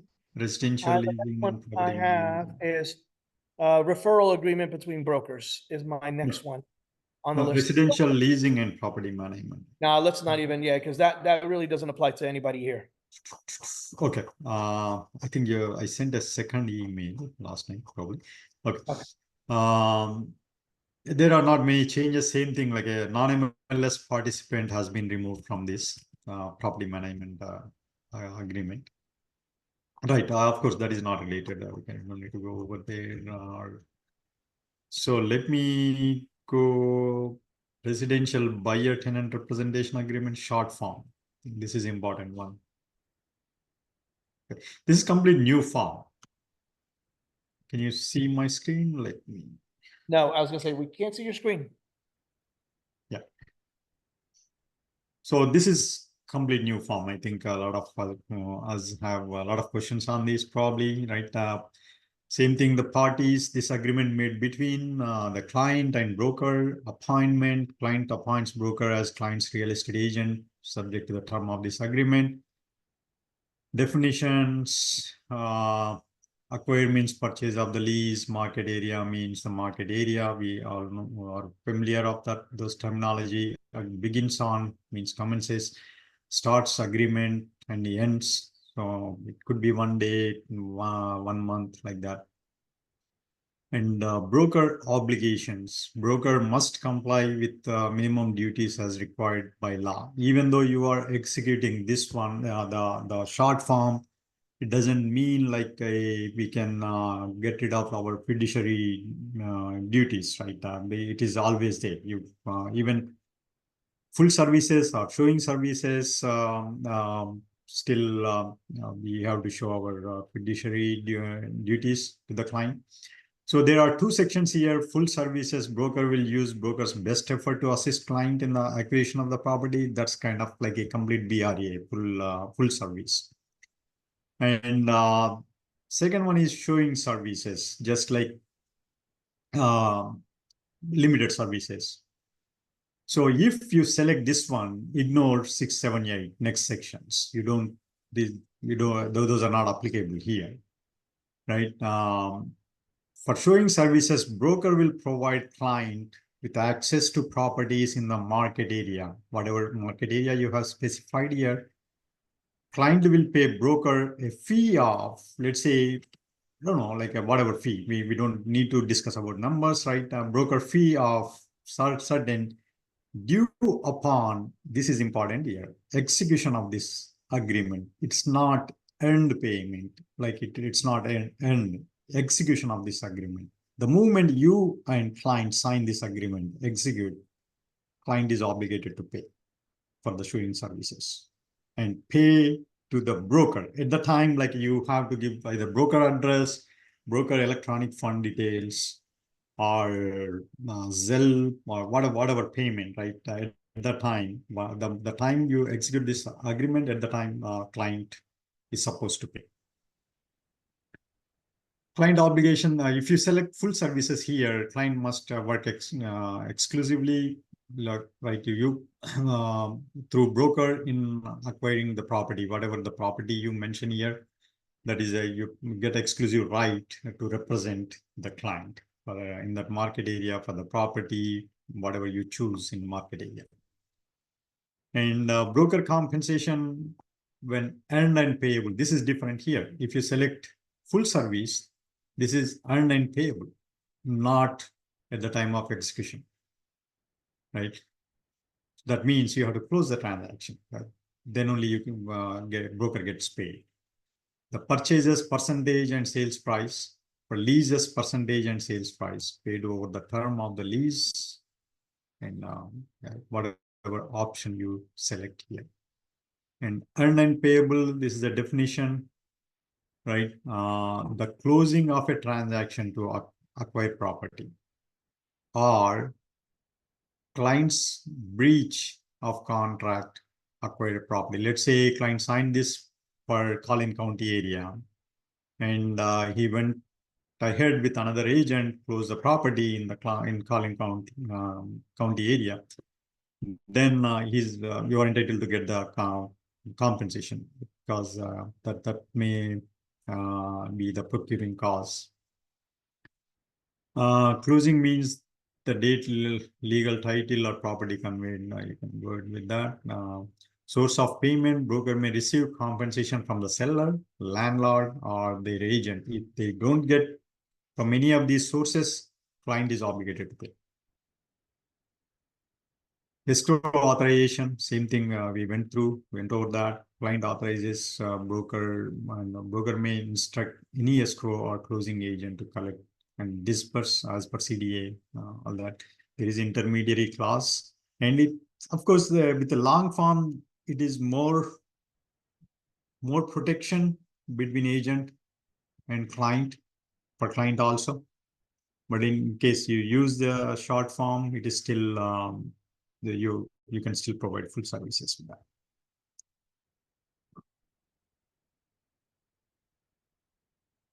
Okay, that's with short form.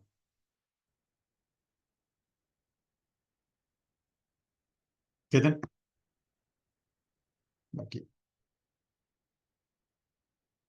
Sorry, let me take a look. I don't see any more forms on my list, so let me double check it here. Representation, the long form. I do have the long form on mine. We already went over that. Yeah, I think Yeah. that's what actually that's listing. Yeah. The sequence messed up. Looks like amendment to buyer tenant representation. I think we went through that. No. So so I think we're good. That was the last one that we have. So we've covered all of the forms that are out there. I do see some quick questions. So let's spend another 5 minutes. I don't want to take up everybody's time. The main thing is that what we want you to do is to, any resources you have, read through the documents, read through Texas Realtors website. Go to the Texas Realtors website, read the documents there, look at the changes that are taking place.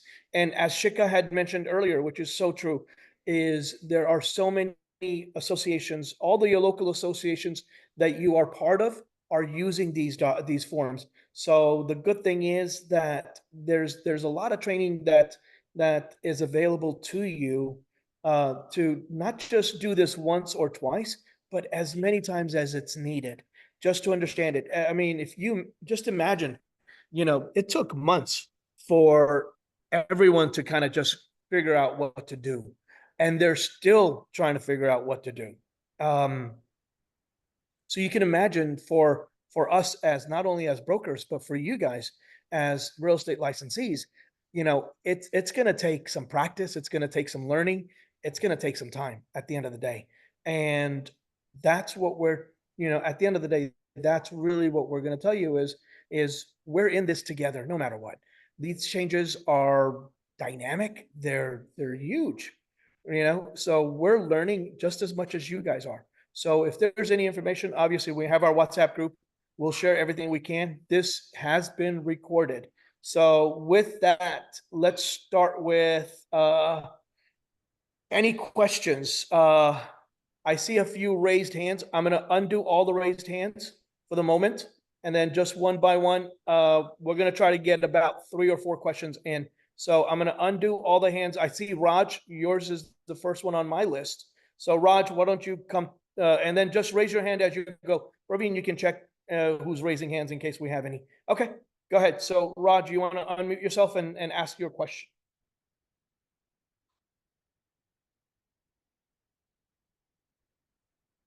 Raj, you there?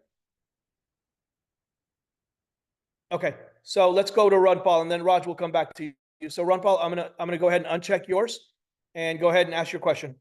Unmute.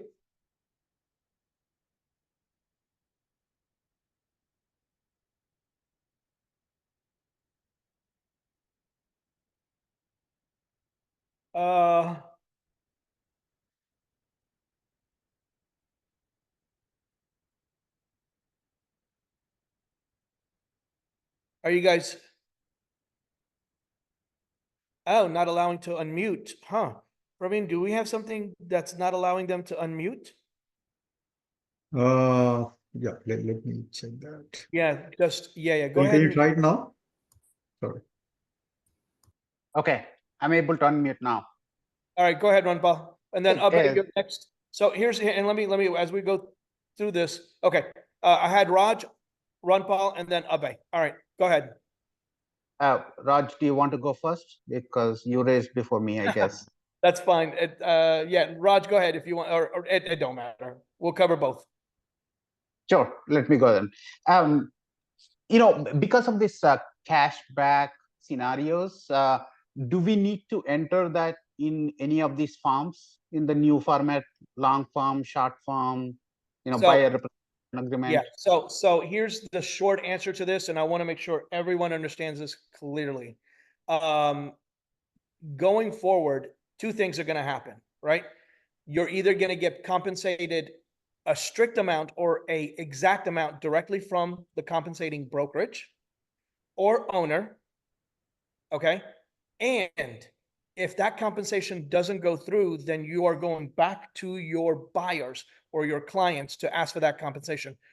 The rebate idea or the money going back, that trend is slowly going to go away. And Runpal and everyone else, do you understand why? I don't understand why. Okay, let me explain why. Because you have to fully disclose today what you're getting and how much you're going to be compensating. So going forward, right, there's not going to be much of a compensation back to the buyers at this point. Does that make sense? Yes.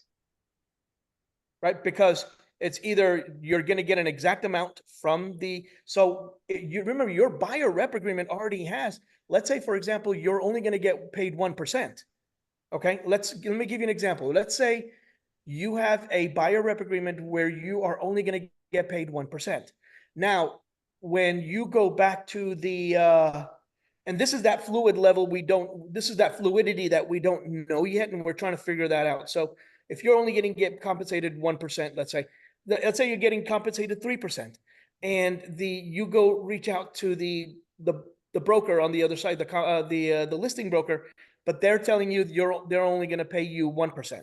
So are you going back to the buyers and asking for the other 2%, or are you going to amend your buyer rep agreement, right? So you see where the differences are. Same thing on the buyer side. If if let's say, for example, your agreement with your buyer is 1%, then you can only get paid 1% unless you're willing to change that if you're getting 3%. And then how are you going to disclose that? At that point, you do have an amendment that you need to fill out with the additional disclosure back to your buyers. The idea here is, guys, we need to stay away from rebates for the moment. All right. We don't know where they are. We don't want to try to get to that point. Your buyer representation agreement needs to be clear cut going forward. Hey, Ketan. Quick follow-up on that, right? So you said, let's say we are getting 1% from the buyer, right? Buyer says you're getting 1%. Now the seller is giving us 3%. So we will sign the addendum saying, hey, we're getting 3%. Now the buyer is going to say, hey, you were only going to get 1%. Why are you getting 3%? So give me 2% back. Yeah. Right? You know that's going to happen. We know, but the point is that you're going to have to change your amendment. Now you got to amend, because remember, you got to fully disclose exactly how much you're getting. Right.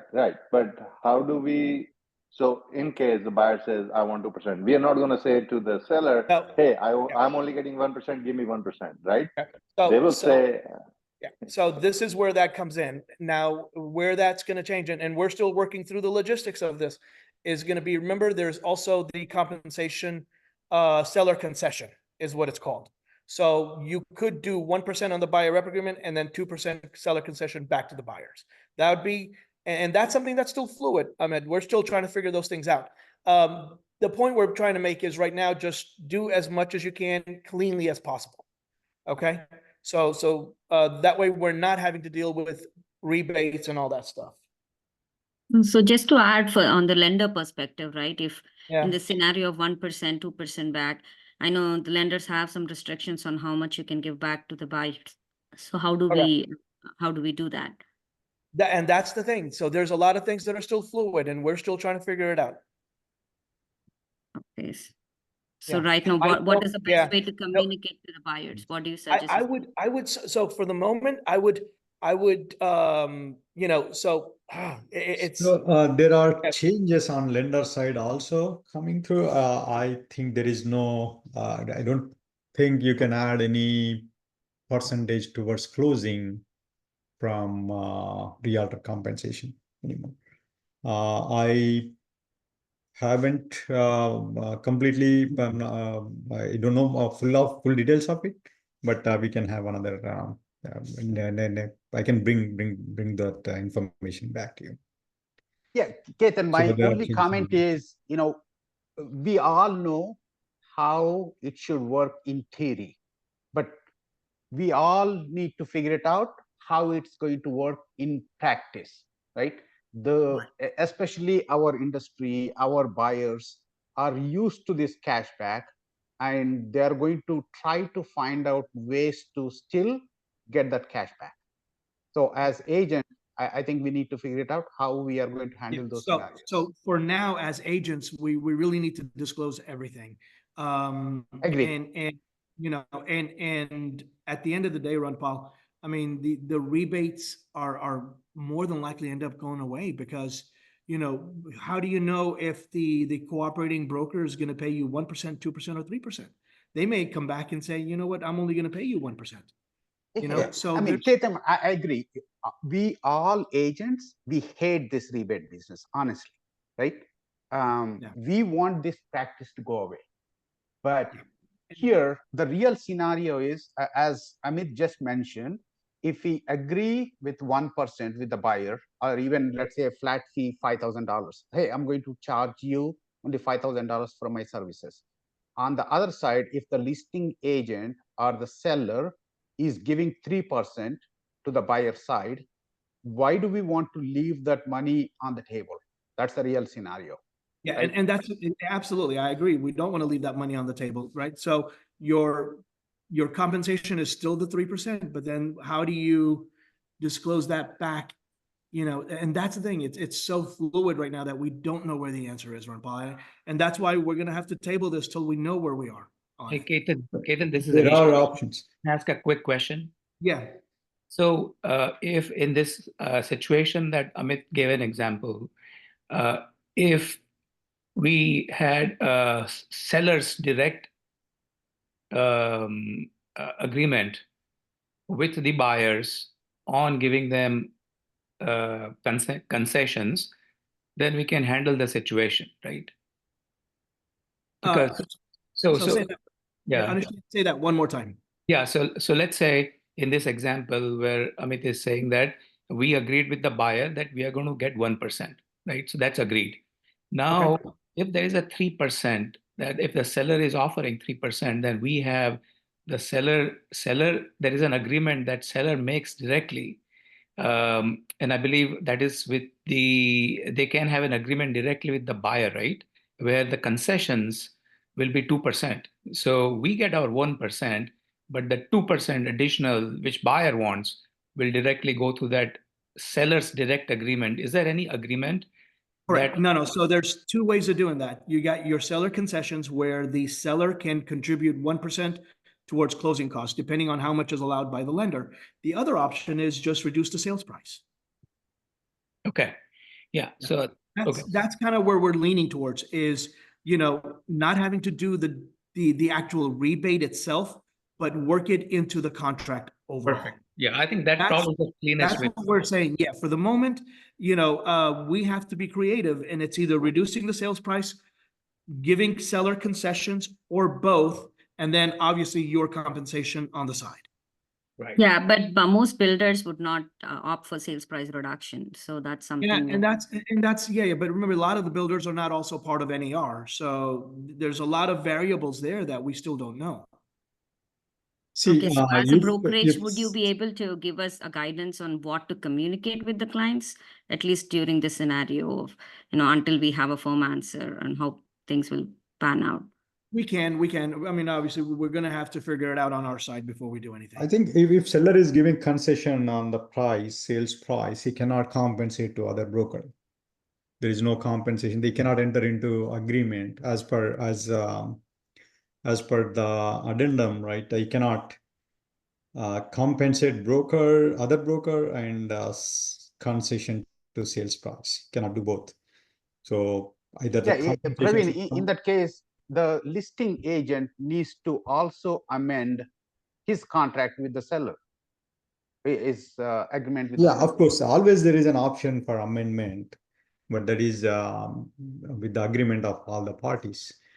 So whatever commission fee, right, it is there is an option to amend. Later on, if you know from the builder there is 5% bonus, you can amend buyer representation agreement by saying additional 5%, 1% bonus. That can be like it goes to the agent. Basically, it doesn't goes to, of course, buyer. You cannot give it to buyer. Understand. If seller, listing agent, buying agent, and the buyer all are working towards closing the deal, I mean, they can amend and disclose, you know, nothing to hide. They just have to disclose and amend the forms. Correct. See, the whole idea, eventually what happens is seller no more pay other brokers, right? When they list it down the line, maybe for 2 years, 5 years, 10 years, I don't know, whenever it happens, right? Eventually seller will pay only listing broker and buyer has to pay to buy their broker. That's how the rebate will go away. The consequence of that rebate will go away.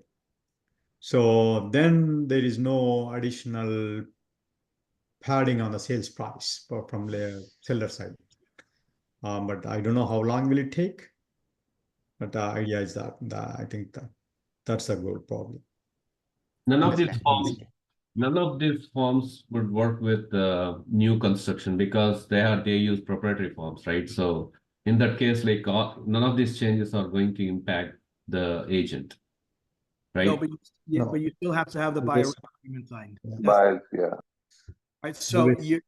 and yes, a lot of this stuff is fluid. You know, yeah, but because remember, you still have an obligation to have a buyer rep agreement signed. That's the most important thing. But Buyer, or I agree, but buyer rep agreement, right? So only the that is there in the contract, like the builder contract. Builder is offering 2%. We just mentioned the 2%, but we don't need to mention like this much I'm going to give it to you. We need to eventually, like the whole point is if buyer is utilizing our services to find a home, they need to pay us, not we need to pay them, right? That's the whole idea. So where can we say, like, I mean, if I'm showing like 10 properties to a buyer, how can we collect the money from buyer?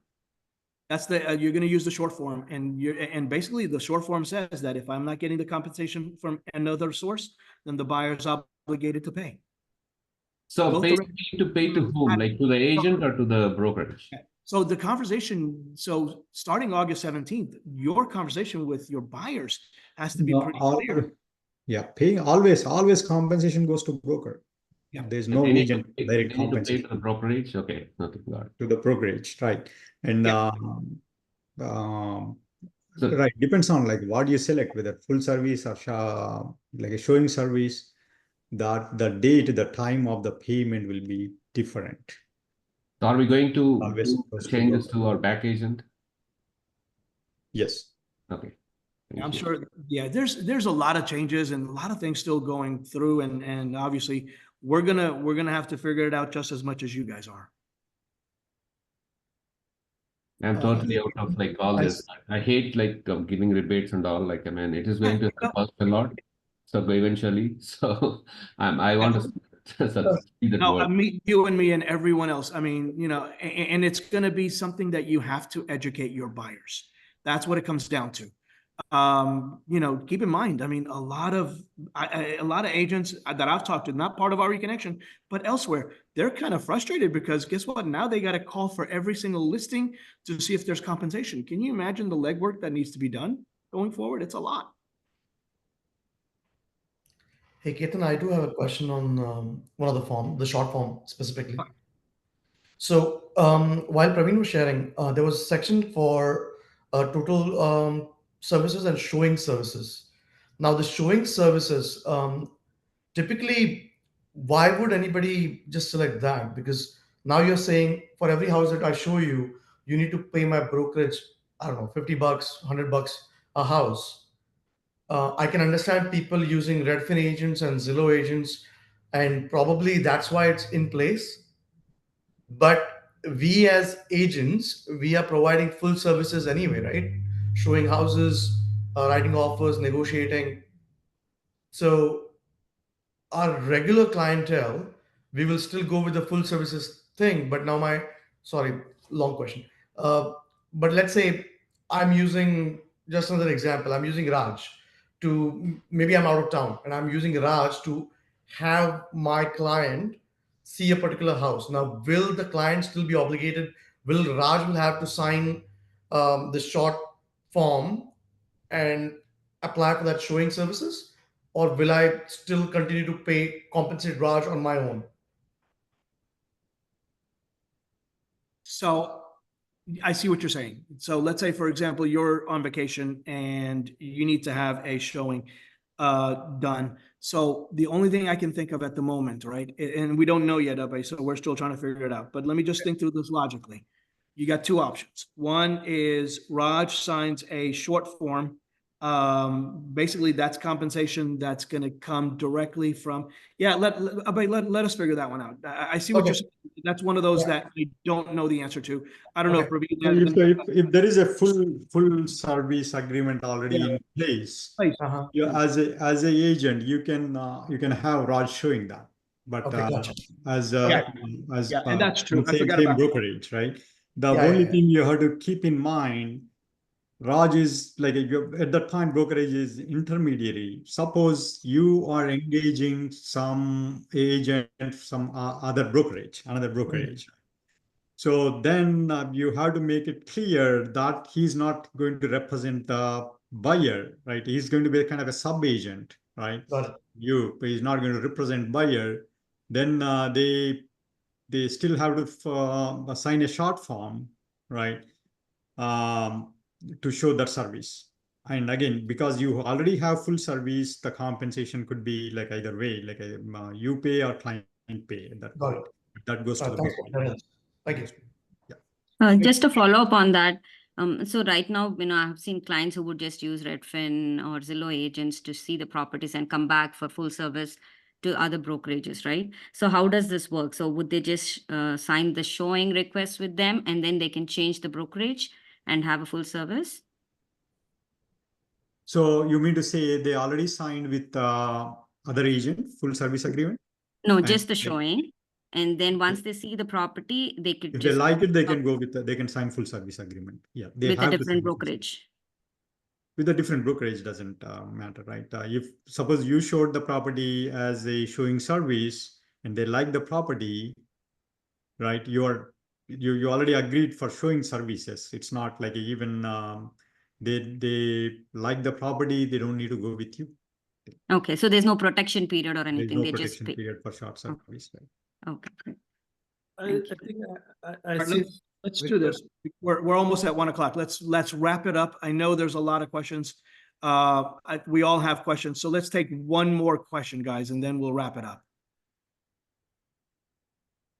Vijay, I still see your hand raised, but I think I answered your question on. Yeah, you did. It was just, there's a lot. I mean, I'm sure everyone's having the same thing. It's basically the challenging piece that I mean, everyone's been saying this, at least, everyone's been saying this, but this change in the whole rebates and how the compensation is going to be explicitly mentioned in the contract. How are you going to make sure that all this stuff still gets enforced? I mean, there's going to be ways that people, buyers are going to weasel out of paying you. How is it going to be enforced?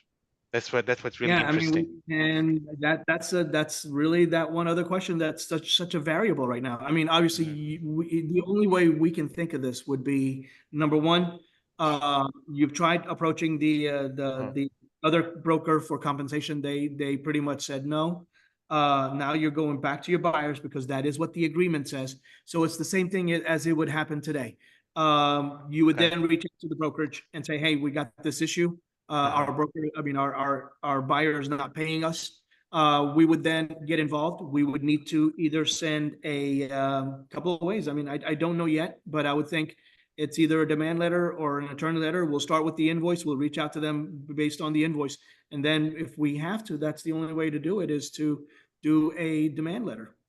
Yeah, obviously we don't want to sue clients or customer. Clients are parties, right? Definitely, but there are going to be a lot of them. But you know what happens? So you only get paid when it is closing, right? When you have that agreement, escrow title company is obligated to disburse funds like that. Like it's not, there is no way like you say like a client is not paying, right? It's a contract. So that is, suppose your client signed and there is no way they cannot say that they can say, I don't want to pay, right? So you have a contract with the client, the buyer representation agreement, and you send that to the title company along with the other documents, contract and other documents. Title company will disburse funds according to that one. Okay. Yeah, the only thing would be during showing, right? When we agree for a showing and then the buyer doesn't want to pay for that is where the scenario would come that you have to send a demand letter. No, that's why it is paid at the time of execution. Unless they pay, you don't show them. Oh, okay. You don't need to wait until right. They pay immediately, right? Once they sign it and they send a Zelle or whatever payment to broker. So we are coming up as REK. We are coming up. What is the process we can implement that? It's either the Zelle payment or electronic ACH payment, whatever. So we will implement that. So when you sign a short form, ask the client to pay immediately brokerage before you show that property to them. Got it. Awesome. You don't need to wait. All right, let's wrap it up. Exactly 1 o'clock. 2 hours. It's been very helpful. And obviously we're learning just as much as you guys are. I think everybody is in this together, and that's what you have to understand. We're not going to have all the answers. You know that. We're trying to do the best we can. That's what it comes down to. I know a lot of brokerages. I mean, I'm on conversations with some of these brokerages out there, and a lot of them don't even know what's going on. I mean, they're asking me like, all of a sudden this changed, what happened? And you know, especially the compensation on the MLS. I literally got a call from a broker saying, hey, where's the compensation on the MLS? And I was like, wow, that's not good. You know, so we know we're doing okay on our end. We know we're going to continue educating you. That is what we've been doing over the years. We're going to continue doing that. The reason is twofold. One, we're going to learn as you learn, and we're going to get better at what we do. That's what it comes down to. So I wanted to leave it at that. Hope you guys enjoyed the conversations, enjoyed the teaching and the learning and everything else that goes with it. So I'm going to leave it at that, guys. Thank you. Perfect. Thank you all. Yeah, feel free Very to helpful. reach Thank you, one of guys. us anytime. Thank you. We are here. Thank you so much. Bye, guys. Thank you.